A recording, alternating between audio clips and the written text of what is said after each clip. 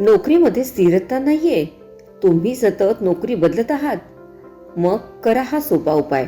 अनेकांसोबत असं घडतं की ते कधीही एका ठिकाणी काम करू शकत नाहीत.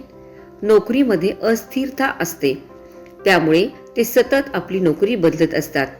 नोकरीमध्ये स्थिरता येण्यासाठी आणि नोकरी टिकण्यासाठी वास्तुशास्त्रात काही सोपे उपाय सांगण्यात आले आहेत. अनेकांबाबत असं घडतं की ते कधीही एका ठिकाणी काम करू शकत नाहीत. त्यांच्या नोकरीमध्ये स्थिरता नसते.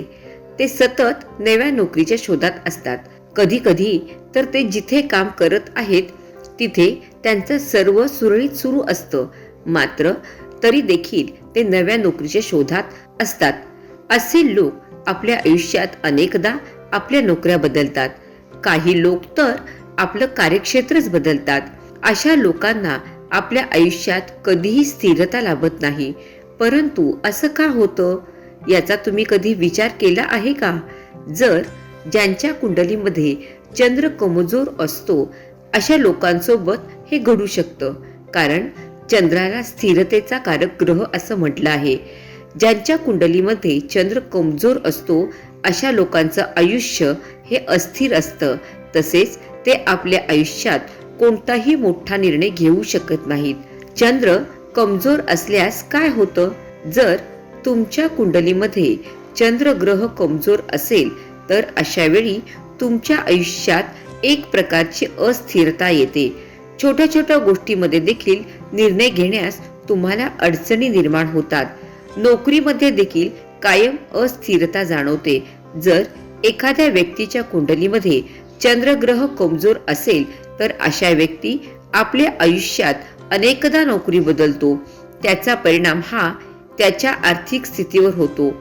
त्यामुळे आज आपण कुंडलीमधील चंद्रग्रह मजबूत करण्यासाठीचे काही सोपे उपाय जाणून घेणार आहोत. जर तुम्हालाही अशी अस्थिरता जाणवत असेल, तुमचं तुमच्या कामात लक्ष लागत नसेल, मनामध्ये वेगवेगळे विचार येत असतील, तर त्यासाठी वास्तुशास्त्रात एक सोपा उपाय सांगितला आहे. दररोज रात्री झोपताना एका चांदीच्या ग्लास भरून पाणी घ्या. रात्री झोपताना ते तुमच्या शेजारी झाकून ठेवा आणि सकाळी झोपेतून उठल्यावर ते पाणी प्राशन करा.